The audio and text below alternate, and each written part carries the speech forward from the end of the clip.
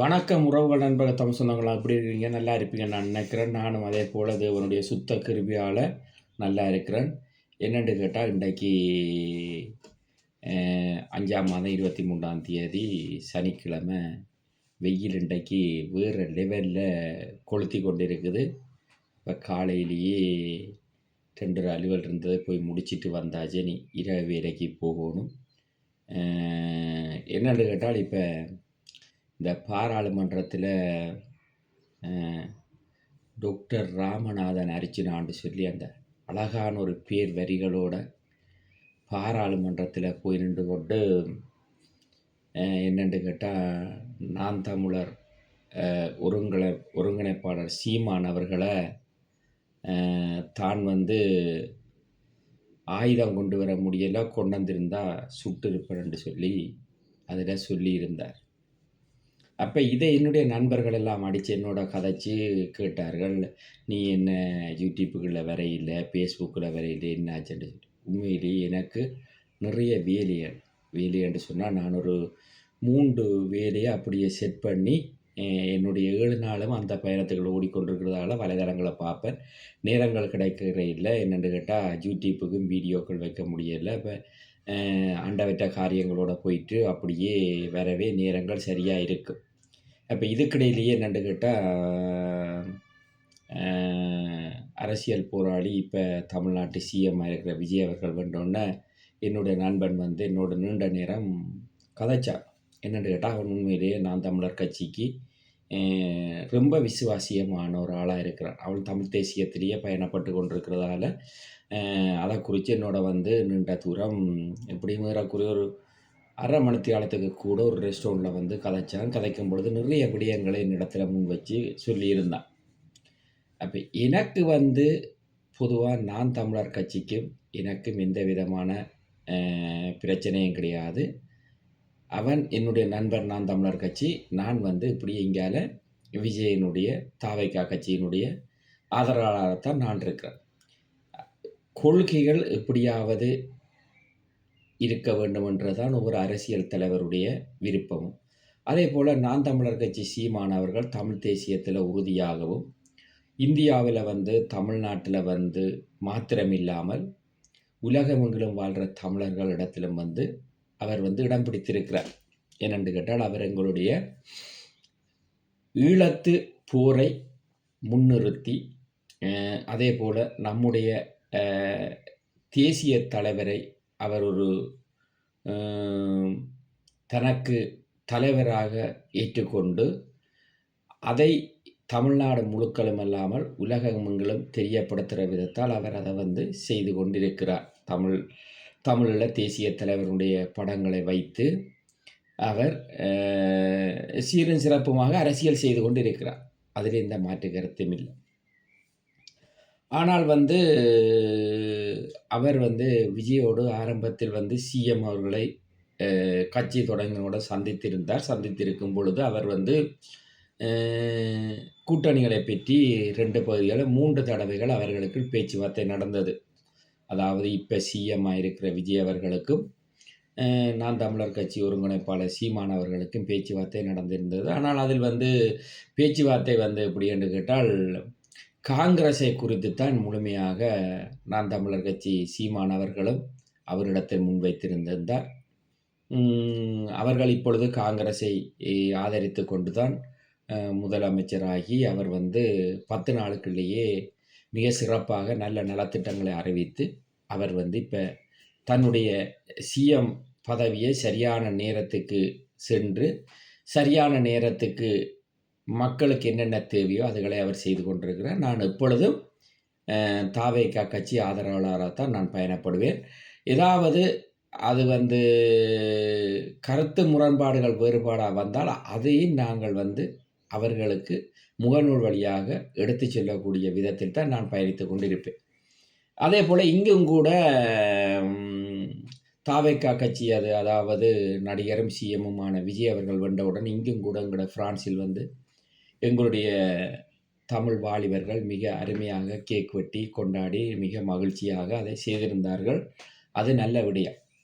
அப்போ இப்போ விடயத்துக்கு வருவோம். இவ்வளவும் வந்து ஒரு விரிவாக்கமான ஒரு விடயத்தை சொல்லுங்க விடயத்தை இப்ப அண்ணன் சீமானோடு வந்து முதலாவது அர்ச்சுனா ராமநாதன் அவர்கள் முரண்படுவதற்கு என்ன காரணம் என்று அலசி ஆராய்ந்து பார்த்தால் கொடுப்பனவு தான் கொஞ்சம் பிரச்சனையாக இருக்கிறது. காரணம் என்னென்று கேட்டால் நான் கொடுக்கவில்லை. நான் தமிழர் கட்சிக்கு நான் ஒன்றும் கொடுக்கவில்லை. கொடுக்கிறவர்கள் அவர்கள் மனம் வந்து அவர்கள் கொடுக்கிறார்கள். தமிழ் தேசியத்தை கொண்டு செல்ல வேண்டும். நம்முடைய தேசிய தலைவருடைய போராட்டம் எதற்காக ஆரம்பிக்கப்பட்டது, எதனால மௌனிக்கப்பட்டது, 32 நாடுகள் சேர்ந்து எப்படி எங்களுடைய தமிழீழத்தில் இருந்து நடந்த போராட்டத்தை முடிவுக்கு கொண்டு வந்தார்கள் என்றெல்லாம் வந்து அவர் அழகாக சொல்லிக்கொண்டு போய்கொண்டிருக்கிறார். ஆனால் நான் ஒரே ஒரு கேள்வியைத்தான் அர்ச்சுனா ராமநாதனிடத்தில் முன்வைக்கிறேன். நீங்கள் முதலாவது வந்து சாவச்சேரியில் ஒரு ஹாஸ்பிட்டல் ரீதியான ஒரு பிரச்சனையை முன்வைத்து ஒரு பிரச்சாரத்தை கொண்டு வந்தீர்கள். அவர்களே அந்த இடத்தில் வந்து தவறாக நடந்து கொள்கிறார்கள் என்று சொல்லி பிரச்சனையாக மாறி அந்த பிரச்சனை பெரிய அளவில் விசுவருவம் எடுத்து யாழ் மக்கள் அனைவரும் ரைட் அர்ச்சுனா ராமநாதன் உண்மையிலேயே ஒரு நல்ல ஒரு டாக்டர், அவர் நல்லதைத்தான் சொல்லுகிறார் என்று சொல்லியிருந்தார்கள். அதற்கு பிறகு அந்த ஹாஸ்பிட்டலை அரசாங்கம் எல்லாம் வந்து பார்வையிட்டு அதில் வந்து அரசாங்கங்கள் என்னென்ன செய்ய வேண்டும் என்னென்ன செய்யக்கூடாதுன்னு சொல்லி உங்களுக்கும் அங்கு பணிபுரிந்த மற்ற டாக்டர்களுக்கும் பிரச்சனை வந்து நீங்கள் அந்த இடத்திலிருந்து வெளியேறி வந்து அதற்கு பிறகு நீங்கள் ஒரு சுயேட்சையாக ஊசி சின்னத்தில் நின்று தான் நீங்கள் யாழ் மாவட்ட மக்களிடத்தில் வந்து பிரச்சாரம் செய்து நீங்கள் ஊசி சின்னத்தில் நின்று வெற்றி பெற்று இன்று நாடாளுமன்றத்துக்கு சென்றிருக்கிறீர்கள். Right, okay. நீங்கள் நாடாளுமன்றத்துக்கு செல்வதற்கு முழுமையாக காரணமாக இருந்தது யாழ் மாவட்ட மக்கள். நான் ஒரு கேள்வி கேட்கிறேன். நீங்கள் இதுவரையில் யாழ் மாவட்டத்தில் வறுமைக்கோட்டுக்கு கீழே இன்னும் எத்தனையோ சிரங்கள் இருக்குது. நீங்கள் ஒரு 10,000 ரூபா காசு கொடுத்தாவது ஒரு கூரை வீடையாவது மேய்ந்து கொடுத்திருக்கிறீர்கள் என்று சொன்னால் நீங்கள் அதை காட்டுங்கள். சரிதானே?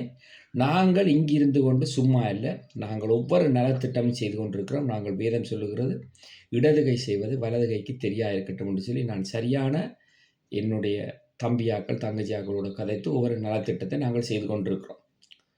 அப்போ நீங்கள் என்ன நலத்திட்டம் செய்திருக்கிறீர்கள்? இந்த பாராளுமன்றத்துக்கு சென்று என்ன காரியத்தை இதுவரையில் யாழ் மாவட்ட மக்களுக்கு செய்திருக்கிறீர்கள் என்று சொல்லி நீங்கள் உங்களுடைய முகநூலில் பேசுகிறீர்கள். என்னென்ன நலத்திட்டம் செய்திருக்கின்ற பேசி நீங்கள் அதை வெளியிடுங்கள். சரிதானே? இப்போ நீங்கள் என்ன சொல்லுகிறீர்கள் என்று சொன்னால் பாராளுமன்றத்தில் திரள் நிதியை வாங்குங்க. நான் தமிழர் கட்சியை சீமானவர்களை பார்த்து சொல்லு, நீங்கள் வாங்குங்க, சாப்பிடுங்க, உடுத்துங்க, சந்தோஷமாக இருங்க, எல்லாம் செய்து கொண்டுருங்க. ஆனால் நான் தமிழ்நாட்டுக்கு வந்தால் உங்களை சுட்டு விடுவேன் என்று சொல்லியிருக்கிறீர்கள். முதலாவது உங்களோட முதுகில் உள்ள ஊத்தியை நீங்கள் வந்து தேக்க பழகிக்கொள்ளுங்க. சரிதானே? நான் தமிழர் கட்சி சீமானவர்கள் அவர் தன்னுடைய பாதையில் அவர் சென்று கொண்டிருப்பார். அவர் சரியான விதத்தில் ஒரு அரசியல் போராளியாக எல்லா போராட்ட களத்திலும் வந்து அவர் குரல் கொடுத்து கொண்டிருக்கிறார். தமிழ்நாட்டு மக்கள் அவரை இன்றைக்கு இவர் எங்களுக்கு ஒரு தமிழ்நாட்டுக்கு முதல்வராய் வர வேண்டும் என்று சொல்லி தமிழ்நாட்டு மக்கள் 8 கோடி பேரும் விருப்பப்படுகிறார்களோ அவர்கள் அதை கொண்டு வரட்டும். சரிதானே? அங்கு சென்று நீங்கள் தேவையில்லாத விடயங்களை பேசாமல், நான் பொதுவாக சொல்வது யாழ் மாவட்டத்துக்கு மாத்திரம் என்ன தேவை இருக்கிறதோ அதை நீங்கள் போய் பேசி செய்கிறதுக்கு வழியே பாருங்கள். அதை விட்டுட்டு நீங்கள் வந்து இப்பொழுது போரை முடித்தது மகிந்த ராஜபக்சே என்று சொல்லி சொல்லுகிறார்கள். அவர்களால் போர் முடிக்க முடியாது. ஏனென்று கேட்டால் சிங்கள இராணுவம் ஒரு தனிப்படையாக நின்று விடுதலை புலிகளை வெல்வதென்று சாதாரணமான காரியம் இல்லை. அது சாத்தியமும் படாது. காரணம் என்னென்று கேட்டால் 1976ஆம் ஆண்டு ஆரம்பிக்கப்பட்ட தமிழீழ விடுதலை புலிகள் என்ற இயக்கத்தை 2009 காலப்பகுதியில் தான் கொண்டு வந்து முடித்திருக்கிறார்கள். ஏறக்குறைய 30 வருட காலங்களாக சவாலாக நின்று போராடிய இயக்கம்தான் தமிழீழ விடுதலை புலிகள். சரிதானே? தமிழீழம் கிடைக்கிற வரைக்கும் போராடுவோம் என்றிருந்தார்கள். ஆனால் தமிழீழம் கிடைக்காதற்கு காரணம் யார் என்று பார்த்தீர்கள் என்றால் தமிழீழ விடுதலை புலிகளில் கூட இருந்தவர்களே தான் குழி பறித்து அந்த குழிக்குள் அவர்களையும் தள்ளியது மாத்திரமில்லை, இப்பொழுது தாங்களும் விழுந்திருக்கிறார்கள். சரிதானே? அப்போ அர்ச்சுனா ராமநாதன் இப்போ எங்கே போய் நிற்கிறார் என்று சொன்னால், நாமல் ராஜபக்ச வந்து இப்பொழுது வந்து கட்சிக்கு அவர்களுடைய கட்சிக்கு அவர் தலைவராக இருக்கிறார். சரிதானே? இப்போ அவர் கட்சியை நடத்தி சிங்கள மக்களிடம் பெரும்பான்மை பெற்று அவர்கள் இவர்களை ஏற்றுக்கொள்ளுகிறதும் ஏற்றுக்கொள்ளாததும் அவர்களுடைய பிரச்சனை. எப்படி? தென்னிலங்கை மக்களுடைய பிரச்சனை. அது தமிழ் மக்களுடைய பிரச்சனை கிடையாது. இப்போ நீங்கள் கிளிநொச்சி மாவட்டம் என்று சொல்லி பார்த்தாலும் சரி, வன்னி மாவட்டம் என்று சொல்லி பார்த்தாலும், முல்லைத்தீவு மாவட்டம் என்று சொல்லி பார்த்தாலும், இதுக்குள்ள சரியான ஒரு பாராளுமன்ற உறுப்பினராக இருக்கிறது யார் என்று பார்த்தால் மதிப்புக்கும் மரியாதைக்கும் உரிய ஐயா ஸ்ரீதரன் அவர்கள் சரியாக பயணித்துக் கொண்டிருக்கிறார். அவர் இன்றைக்கு நேற்று இந்த கட்சிக்கு வரவில்லை. அவர் தமிழீழ விடுதலை புலிகள் இருக்கும் பொழுதே அண்ணன் தமிழ்ச்செல்வனாக்களால் அடையாளப்படுத்தப்பட்டு அவர் ஒரு பள்ளிக்கூட மாஸ்டராக இருக்கும் பொழுதே அவரை இதுக்கு வாருங்கள் என்று சொல்லி அழைத்து அவர்களுக்கு அந்த திட்டத்தை கொடுத்தாலும் அவருடைய நல்ல செயல்கள் அனைத்தையும் அவர் எங்கு செய்கிறார்? பாராளுமன்றத்தில் சரியாக பேசிக்கொண்டிருக்கிறார். சரிதானே? அவர் சரியாக இங்கிலீஷில் பேசும் பொழுதும் இந்த அரிச்சுரா ராமநாதன் அவர்கள் தனக்குத்தான் படிப்பு தெரியும், தான் தான் சாதியில் சிறந்தவன், தான் எல்லாத்திலையுமே சிறந்தவன் என்று சொல்லி பேசிக்கொண்டிருக்கிறார். உதுகளை ஒரு விஷயம் நிப்பாட்டுங்க. நிப்பாட்டிட்டு நான் திரும்பவும் சொல்கிறேன், உங்களால் முடிந்தால் யாழ் மாவட்ட மக்களுக்கு வறுமை கோட்டில் இருக்கிறவர்களுக்கும் சரி, வசதியாக இருக்கிறவர்களுக்கும் சரி, என்ன நலத்திட்டத்தை செய்ய முடியுமோ செய்து கொடுங்க. அது உங்களுக்கு நல்லதாக இருக்கும். உங்களுடைய தனிப்பட்ட பேசினல் விஷயத்துக்கு நாங்கள் வரவில்லை, அது எங்களுக்கு தேவையும் இல்லை. அரசியல் என்றால் அரசியல் மாத்திரம்தான் என்னுடைய வன்னி மனத்துளி யூடியூப்பில் நான் பேசுவேன். என்னுடைய நண்பர்கள் அனைவரும் என்னை அரசியலை பேச வேண்டும் என்று சொல்லி அநேக கட்டாயங்களை வைத்து கொண்டிருக்கிறார்கள். நானும் அதை தெளிவாக பேசிக்கொண்டு கடந்து போய்கொண்டிருக்கிறேன். இப்போ நான் தமிழர் கட்சி சீமான் அவர்கள் திரள் நிதி வாங்குகிறார் என்று சொல்லி எல்லாரும் சொல்லுகிறீர்கள். கொடுத்திருந்தால் நீங்கள் அதை பேசுங்க. கொடுத்து நீங்கள் அதில் பாதிக்கப்பட்டிருந்தால் பேசுங்க. கொடுக்காத நீங்கள் பேச வேண்டிய அவசியம் அல்ல. ஏனென்று கேட்டால் ஒரு கட்சியை வளர்ப்பதற்கு அவருக்கு உதவி செய்கிறது எங்களுடைய இலங்கை மக்கள் விருப்பப்பட்டு செய்கிறார்கள். அவர்கள் விருப்பப்பட்டு செய்து கொள்ளட்டும். ஆனால் நான் தமிழர் கட்சி சீமான் அவர்களிடத்தில் ஒரே ஒரு கருத்து முரண்பாட்டை தான் சொல்லுகிறேன். மற்ற கட்சிகளை விமர்சிப்பது தவறல்ல.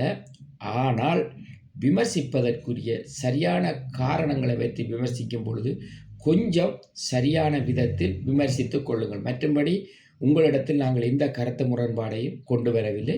உங்களுடைய தனிப்பட்ட பேசினல் வாழ்க்கைகளையும் அதை பற்றி நாங்கள் கதைக்க வரவில்லை. அரசியல் என்றால் அரசியல் மாத்திரம்தான். அது தனிப்பட்ட வாழ்க்கையை பற்றி ஒவ்வொருத்தருக்கும் ஒவ்வொரு பேக்ரவுண்ட் தனிப்பட்ட வாழ்க்கையில் இருக்கும். அந்த பேக்ரவுண்டுகளை நாங்கள் பார்க்க வேண்டிய அவசியம் இல்லை. அது அந்த நபர் மாத்திரம்தான் அந்த பிரச்சனையை சரி செய்ய முடியுமே தவிர ரெண்டாவது நபர் அதை சரி செய்ய முடியாது. இது உலக இயல்பான ஒரு காரியம். சரிதானே? நான் மீண்டும் அர்ச்சுனா ராமநாதன் அவர்களுக்கு சொல்கிறேன், உங்களுக்கு சரியான தலையில் பிரச்சனையாக இருந்தால், நீங்கள் டாக்டராக இருந்தால், உங்களுக்கு சில செம்பு தூக்குறவையில் இருக்கணும். அவையல் நிமித்தமாக நீங்கள் அமெரிக்காவுக்கு போனீங்கன்னா நல்ல ட்ரீட்மெண்ட் கிடைக்கும். ஏனென்றால் இந்தியா நல்ல ட்ரீட்மெண்ட் கொடுத்தாலும் இனி இந்தியாவுக்குள்ளே நீங்கள் நுழைய இயலாது. ஏனென்று கேட்டால் அங்கே உள்ள நான் தமிழர் கட்சி ஒருங்கிணைப்பாளர் சீமானவருடைய தம்பிமார் அவர்கள் அவ்வளவு கடுப்பாகி விட்டார்கள். அதனால் நீங்கள் என்ன செய்றீங்கள் என்று கேட்டால் உங்களோட நலம் விரும்பிகளோட கதைச்சி அமெரிக்காவில் போய் நீங்கள் நரம்பியல் நிபுணரை பாருங்கள். நரம்பியல் நிபுணரை பார்த்தீர்கள் என்று சொன்னால் உங்களுக்கு இப்போ என்ன பிரச்சனைன்னு கேட்டால் இந்த உடம்பில் ஒரு நரம்புகள் இருக்குல்ல, இந்த பெரிய நரம்புகளோட சின்ன நரம்புகள் எல்லாம் உடைஞ்சு என்ன செய்யணும்னு கேட்டால் பெரிய நரம்புகளோட போய் ஒட்டிக்கொள்ளும். பெரிய நரம்புகளோட போய் ஒட்டிக்கொள்ளும் போய்க்க தெத்தோட்டம் கூடக்க உங்களுக்கு தெத்தோட்டத்தை தாக்கு பிடிக்க முடியாமல் தான் நீங்கள் பாராளுமன்றத்தில் போய் கத்தி குளறி கூத்தாடுறீங்க. ஒரு கதையோடு சொல்லட்டா, எங்களோட ஊரில் நாங்கள் வயசு சேர்க்க நானும் என்னுடைய தம்பி தம்பி இப்போ இல்லை. நாங்கள் குருவிக்கு என்ன செய்ய மாட்டோம்னா கைதட்டி தகரம் தட்டி சத்தம் போடுவோம். அதுக்கு போகாட்டிக்கு நீங்கள் இப்போ கத்துற மாதிரி கத்தினால்தான் குருவிகள் கூட அந்த நெல்லில் பாலை குடிக்கிற வர குருவிகள் சிட்டுக்குருவிகள் கூட பறந்து போயிடும். அதனால் நான் உங்களுக்கு நல்ல விடயம் சொல்லுகிறேன். அப்படின்னு கேட்டால் முடிந்தால் உங்களோட நலம் விரும்பிகளோட கதைச்சி உங்களுக்கு செம்பு தூக்குறலோட கதைச்சி அமெரிக்காவில் போய் டொனால்ட் ட்ரம்ப் நல்ல ஒரு நாடக கலை நிகழ்ச்சி செய்யக்கூடிய ஒரு ஆள் தான். முடிந்தால் அங்கே ட்ரீட்மெண்ட் எடுத்து அவரையே சந்தித்து கதைச்சி உங்களோட நாடகங்களை அங்கே நிறைவேற்றி கொள்ளுங்கள். பாராளுமன்றத்துக்கு போனீங்களா இருந்தால் தேவையில்லாத கதைகள் கதைக்காதீங்க, தயவு செய்து கேட்குறேன். சரிதானே? நீங்கள் போய் ஒவ்வொரு தேவையற்ற விடயங்களை பேசி, ஒவ்வொரு தமிழ் மக்களும் இங்கு எவ்வளவோ கஷ்டப்படுறாங்களோ, ஒவ்வொரு பொடிகளும் நீங்க நினைச்சா கஷ்டப்படுறத பார்க்க முடியாது. என்னுடைய நண்பன் ஒருத்தன் சொன்னான், உண்மையிலேயே கனடாந்து கதைக்கும்போது, இவன் அர்ச்சனா ராமநாதன கொண்டந்து அ ஒரு 200 ரெஸ்டாரண்ட்ல அடிக்கிற சரம் அடிக்கிற இடத்துல புளோஞ்சில நிப்பாட்னா, எல்லாமே அடங்கி அமைதியா போவாருன்னு சொல்லியிருந்தார். இது உண்மையான கருத்து. நீங்கள் கோவப்படலாம், கோவப்படாமலுக்கு விட்டுட்டு போலாம். எங்கள ஒரு ஆணியும் புடுங்க முடியாது. சரிதானே? எங்களுக்கும் வன்னி மலத்தில சுற்றி வச்சிருக்கிறோம்னு சொன்னா, இலங்கையிலேயும் பக்காவான பலம் இருக்குது. பிரான்சிலேயும் பக்காவான பலம் இருக்கு. மற்ற நாடுகள்லேயும் என்னோட தொடர்புள்ள நண்பர்கள் பலமா இருக்கிறார்கள். சரிதானே? நாங்கள் இந்த இடம் முழுக்க போறோம், வாரோம். எங்களோட ஒரு சலசலப்புக்கும் ஒரு தரம் பெற முடியாது. அதே மாரி எனக்கு சட்டத்தையும் தெரியும். சட்டத்தில நான் வாழ்ந்து கொண்டிருக்கிற ஊருக்குள்ள இருக்கிற பெரிய அதிகாரிகள்லேருந்து சிறிய அதிகாரி வரைக்கும் எனக்கு தெரியும். அப்படி ஒரு செல்வாக்கோடு தான் இந்த வன்னி மலத்தில யூடியூப்பை கொண்டு போய் கொண்டிருக்கோம். தயவு செய்து நான் திரும்பவும் சொல்றேன். உங்களால முடியாவிட்டால், நீங்கள் அடிக்கடி சொல்றீங்கள், பாராளுமன்றத்திலிருந்து ரிசைன் நோட்டீஸ் குடுக்க போறேன்னு. குடுத்து போட்டு, நீங்கள் போய் திரும்பவும் ஒரு டாக்டர் பணிய செய்து, அதில மக்களுக்கு செய்ற டாக்டர் பணிய விட, அத விட ஒரு பெரிய பணி இல்ல. ஒன்று சொல்வார்கள் என்னன்னு கேட்டால், டாக்டர்ட்டயும், லோயர்ட்டயும் பொய் சொல்லக்கூடாது. கடவுளுக்கு பொய் சொல்லுவார்கள் எல்லாரும். ஏன் டாக்டர்ட்டயும், லோயர்ட்டயும் பொய் சொல்லக்கூடாதுன்னு சொன்னால், உடம்புல உள்ள வருத்தத்த வந்து இலகுவா கண்டுபிடிக்கிறதுக்கு இப்ப எத்தனையோ தொழில்நுட்பம் வந்துட்டுது. ஆனால் மனம் விட்டு டாக்டர்ட்ட பேசினால் பாதி வருத்தம் குறைஞ்சு போகும்னு சொல்லி சைக்கோலஜி சொல்லுது. அதே மாரி லோயர்ட்ட போனா, ஏன் உண்டைய மறைக்கக்கூடாதுன்னு சொன்னா, உண்மைய சொன்னா தான் லோயர் வந்து சரியான விதத்தில வாதாடுவார். வாதாடும் பொழுது தான் குற்ற நீதியிலே இருந்து நீங்க தப்பித்துக் கொள்ள முடலாம். அப்பதான் லோயர் வாதாடினால் தான் நீதிபதியும் சரியான பதிலை தருவார். அப்ப சரியான பதில் தர வேண்டும் என்றால் லோயருக்கு உண்மை தெரிய வேண்டும். அதேபோல டாக்டருக்கும் உண்மை தெரிய வேண்டும் என்று சொல்வார்கள். உங்களுடைய அருமையான பணி டாக்டர் பணி. அதைச் செய்து நீங்க மக்களுக்கு நல்ல விஷயங்கள, பாராட்டுகள பெற்றுக் கொள்ளுங்களேன். ஏன் நீங்க போயிட்டு தேவையில்லாமல் தமிழ்நாட்டில வந்து நாம் தமிழர் கட்சி ஒருங்கிணைப்பாளர் சீமானை பற்றி இவ்வளவு அவதூறு பிரச்சனை பண்ணுகிறீர்கள். அதாவது அவருக்கு போய் கிடைக்கிற நிதி அவ்வளவும் உங்களுக்கு வந்து கிடைச்சால் உங்களுக்கு சந்தோஷம். உங்களுக்கு தேவை நிதி. நீங்கள் எத்தனையோ இடத்துல சொல்றீங்க, பள்ளிக்கூட பிள்ளைகள் பாஸ் எடுத்து போறதுக்கு தாய் தகப்பன்ட்ட கேட்கிற மாரி சொல்லி, பாராளுமன்றம் போகணும்னா காருக்கு பெட்ரோல் அடிக்கணும், இவ்வளவு முடியுது, இதுவரைக்கும் அனுப்புங்கோ. மற்றதா இன்றைக்கு நியாயமான நேரம் நின்று லோயர் வாதாடி இருக்கிற எனக்கு வந்து $100 கிட்ட முடியும் போடுங்க. நீங்களும் கேட்டு வாங்குறீங்கள் தானே? நீங்கள் கேட்டு வாங்குற மாரி, அதே மாரி நாம் தமிழர் கட்சி ஒருங்கிணைப்பாளர் சீமானுக்கு இலங்கை தமிழர்கள் கேட்டா குடுக்கக்கூடிய உரிமை அவர்களுக்கும் இருக்குது. காரணம் என்னன்னு கேட்டா 2008 அவ்வளவு நெருக்கடிகளையும் வந்து நாம் தமிழர் கட்சி ஒருங்கிணைப்பாளர் அங்கு சந்திக்க வேண்டியவர்களை சந்தித்து பேசியிருக்கிறார்கள். அதை எல்லாரும் உண்மை என்றும் சொல்லுகிறார்கள். சுருக்கமா சொன்னப்போனால் எங்களுடைய தேசிய தலைவர் அவர்களை பார்ப்பது அவ்வளவு இலகுவான காரியம் இல்லை. அவர் சந்தித்திருக்கிறார் என்று சொல்லுகிறார்கள். இப்ப அங்கு எங்களுடைய நாட்டில் வந்து உண்மையிலேயே நீங்கள் பார்த்தீங்கள் என்று சொன்னால், யாழ் மாவட்டமா இருந்தாலும் சரி, முல்லைத்தீவு மாவட்டமா இருந்தாலும் சரி, மன்னார் மாவட்டமா இருந்தாலும் சரி, மட்டக்களப்பு திருகோணமலை மாவட்டமா இருந்தாலும் சரி, ஆமைகள் வந்து கடலில கிடைப்பது இலகுவா. ஆனா அத வந்து அரசாங்கம் வந்து அதுகளை பிடிக்கக்கூடாதுன்னு சொல்லி எப்பயோ தடை விதிக்கப்பட்டிருக்குது. ஆனா அதுகள் கிடைப்பது இலகு. அதை வந்து எல்லாருமே சாப்பிட்டிருக்கிறார்கள். நாங்களும் சாப்பிட்டிருக்கிறோம் கடல் ஆமைகளை. அப்ப இதுகளை எல்லாம் போய் நாகரிகம் இல்லாமல் கதைக்காமல், நாகரிகமான அரசியலை செய்து, அதாவது இன்றைக்கு 1 கிலோ அரிசி வாங்குறதுக்கு கூட கஷ்டப்படுகிற தமிழ்நாட்டிலேயும் சரி, இலங்கையிலேயும் சரி ஜனங்கள் இருக்கிறார்கள். அரசாங்கம் நலத்திட்டத்தை அனுரகுமார திசாநாயக்கா அவர்கள் நலத்திட்டத்தை செய்து கொண்டிருக்கிறார்கள். அப்படி இருக்கும் பொழுது நீங்கள் வந்து என்ன சொல்லுகிறீர்கள் என்று சொன்னால், எவ்வளவோ கதைகளை சொல்லிக் கொண்டு போகிறீர்கள். அதாவது நான் திரும்பவும் சொல்றேன், ஒரு விடயத்தை கதைக்கும் பொழுது தலைக்கும் வாய்க்கும் சரியான தொடர்பு இருக்கான்னு பார்த்து கதைங்க. இப்ப டெக்னாலஜில நீங்க பார்த்தீங்கன்னு சொன்னால், எங்க எதை கனெக்ட் பண்ணினா எந்த லைட்டு சரியா எரியும், எந்த லைட்டு பிழையா எரியும் என்று சொல்லி கனெக்ட் பண்றது வந்து சரியா கனெக்ட் பண்ணணும். அதான் சரியான அரசியல், சரியான பேச்சு. உங்களுக்கு எல்லா விதமான திறமைகளும் இருந்தாலும் கூட, உங்களுக்கு ஆளுமைக்கு தகுந்த விதமாக பயணப்பட தெரியவில்லை. நீங்கள் எல்லாரையுமே விமர்சிக்கிறீர்கள். விமர்சிப்பது பிழை கிடையாது. ஆனால் சரியான தரவுகளோடு, சரியான நாகரிகத்தோடு, சரியான நாகரிக அரசியலோடு விமர்சிப்பது சரி என்பதுதான் வன்னி மலத்துளிய யூடியூப் சார்பில் நானும் என்னுடைய நலம் விரும்பிகளும் என்னுடைய சகோதரங்களாக பழகிக் கொண்டிருக்க அண்ணன் தம்பிமாரும் கேட்டுக்கொள்ளுகிற ஒரு விடயம். நாங்கள் வன்முறையாளர்கள் கிடையாது. நாங்கள் எந்த விதமான பிரச்சனைகளையும் மக்களுக்குள்ள கொண்டே திணிக்கிற பழக்கமும் எங்களுக்கு கிடையாது.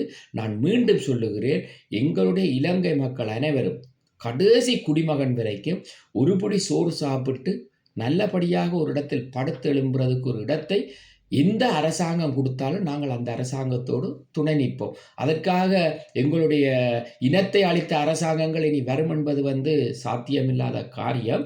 ஆனால் மீண்டும் இந்த அரசாங்கம், அதாவது அனுரகுமார திசாநாயக்க அவருடைய அரசாங்கம் மீண்டும் வருவதற்கு வாய்ப்பு இருக்குது. அது மக்களுடைய கையில் தான் இருக்கிறது. அவர் நல்ல அபிவிருத்தி திட்டங்களை செய்கிறார். அவர் மக்களுடைய பிரச்சனைகளுக்குள்ள உடனடியாக அந்த இடத்தில் நிற்கிறார். அதே போல ஆடம்பரம் இல்லாத வாழ்க்கையாய் வாழ்ந்து கொண்டிருக்கிறார். மக்களோடு மக்களாக பயணித்து கொண்டிருக்கிறார். அதனால இந்த அரசாங்கம் இந்த 5 வருஷம் இல்லாமல் இன்னும் தொடர்ந்து வரக்கூடிய வருஷங்கள்ல எங்களுடைய இலங்கையை ஒரு மேன்மை பாராட்டக்கூடிய விதத்தில் இருந்தால் போதும். இப்ப எங்கட தாமரைப்பூவுக்கு அவ்வளோ மரியாதை இருக்குது. அது பாருங்க, சேத்துல தான் போய் வேற விடுகுது. ஆனால் வாசத்தை பாருங்க, இவ்வளோ வாசம் இருக்குது. சேத்துல இருக்கிறது நாத்தம், ஆனால் பூவில் இருக்கிறது வாசம். அப்படி நீங்கள் ஒரு ஒரு மிக ஒரு கஷ்டமான இடத்துக்குள்ள இருந்து அவர் மேலே இந்த அரசாங்கத்தை கொண்டு போய் கொண்டிருக்கிறார். அது நீங்கள் சொல்லுகிறீர்கள் ஜேவிபி என்று சொல்லி, எல்லாமே முடிந்து விட்டது. ஜேவிபியினுடைய கதைகளும் முடிந்து விட்டது. சிங்கள தமிழ் விடுதலை புலிகளை அளித்த அரசாங்கத்தினுடைய கதைகளை முடிந்து விட்டது. இவர் புதிதாக பயணப்பட்டு கொண்டிருக்கார். அவர் நல்லதைத்தான் செய்து கொண்டிருக்கார். அவர் இனியும் நல்லதாக செய்வார். எங்களுக்கும் நாட்டுக்கு வர விருப்பம். ஆனால் கால சூழ்நிலை எப்படி இருக்கிறது என்று பார்த்து நாங்களும் வர விருப்பப்படுகிறோம். நாங்களும் அங்கு தொழிற்திட்டங்களை செய்ய வேண்டும். அதுக்குரிய அத்திவாரங்களை நாங்களும் போட்டுக்கொண்டிருக்கிறோம். அதற்கு நீங்கள் தமிழர்கள், முதலாவது அரசியல்வாதிகள் நீங்கள் சரியாக இருந்தால்தான் புலம்பெயர் தமிழர்கள் அனைவரும் அங்கே அதை எது செய்ய முடியும். காரணம் என்னென்று கேட்டால், புலம்பெயர் தமிழர்கள் பணத்தோடு வந்தாலும் அங்கு அரசியல்வாதிகள், சட்ட ரீதியானவர்கள், லோயர்கள், கோட்ஸுகள் இப்படியான இடங்களுக்கு போவதா இருந்தால் எங்களோட தமிழாக்கள் சரியான முறையில் நீங்கள் அரசியலில் நீங்கள் பலப்பட வேண்டும். நீங்கள் பலமாய் நிற்க வேண்டும். எடுத்து பாருங்கள், ஆரம்ப காலத்தில் சம்பந்தன் ஐயா, பேருந்து டக்ளஸ் ஐயா, பேருந்து சுமேந்திரன் ஐயா, அதுக்கு பிறகு இப்போ அருண் சித்தாந்தன், அதுக்கு பிறகு அர்ஜுனா ராமநாதன், இப்படியே தொடர்கதையாக எங்களுடைய தமிழர்களுடைய போராட்டங்களை வித்து பிழைப்பு நடத்தி கொண்டிருக்கிற நீங்களோடு நாங்கள் இப்படி நாட்டுக்குள்ள இப்படி நாங்கள் ஒரு நலத்திட்டத்தை செய்து நாங்கள் அதை வைத்து 4 பேருக்கு வேலை வாய்ப்பு கொடுக்கலாம் என்று சொல்லி சிந்திக்கவே முடியாமல் இருக்கு. சிங்கள அரசாங்கத்தை பொறுத்தவரையில், என்ன பொறுத்தவரையில் அவர்கள் எந்தவித பிரச்சனையும் இனி வரப்போறதில்லை. அவருடைய குறிக்கோள் அனைத்தும் விடுதலை புலிகள் இருந்தது, விடுதலை புலிகளை நாங்கள் வென்று விட்டோம் என்று சொல்லுகிறார்கள். வென்று விட்டோம் என்று அவர்களால் சொல்ல முடியாது. காரணம் என்னென்று கேட்டால், 32 நாடுகள் சேர்ந்துதான் ஒரு முடிவுக்கு கொண்டு வந்தது ஒரு ஈழப் போராட்டத்தை என்பது உலக வரலாறுல பதிக்கப்பட்டு விட்டது, கல்வெட்டுகளிலும் எழுதப்பட்டு விட்டது. ஆனால் சிங்கள மக்களாலேயோ சிங்கள ஆளுங்கட்சி ஆண்டு கொண்டிருக்கிற கட்சியினாலேயோ எங்களுக்கு இனி பிரச்சனை வரப்போவது அல்ல. என்ன பொறுத்தவரையில் இந்த தமிழ் அரசியல்வாதிகளால் தான் பல பிரச்சனைகள்.